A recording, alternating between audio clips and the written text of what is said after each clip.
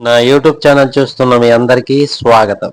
నవరాత్రులలో రెండవ రోజు దుర్గాదేవి యొక్క అవతారం బ్రహ్మచారిణి రూపం.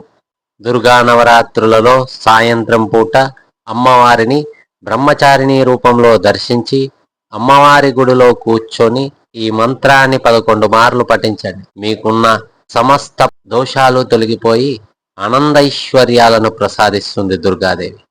దదానకర పద్మాభ్యా మక్షమాలా కమండలు దేవీ ప్రసీదతు మయి బ్రహ్మచారిణ్యనుత్తమా. దదానకర పద్మాభ్యా మక్షమాలా కమండలు దేవీ ప్రసీదతు మయి బ్రహ్మచారిణ్యనుత్తమా.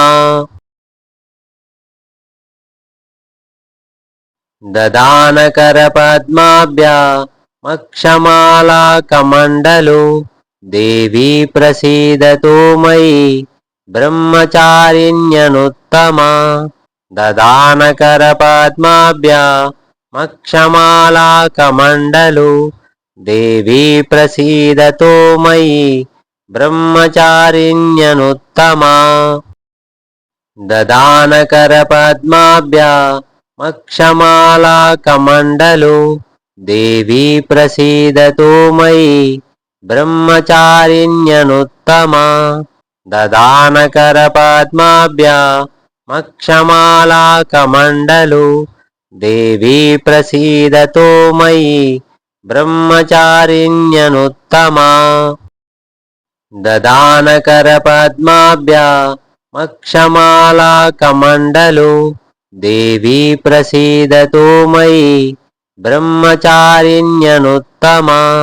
దదానకర పద్మాభ్యా మక్షమాలా కమండలు దేవీ ప్రసీదతు మయి బ్రహ్మచారిణ్యనుత్తమా.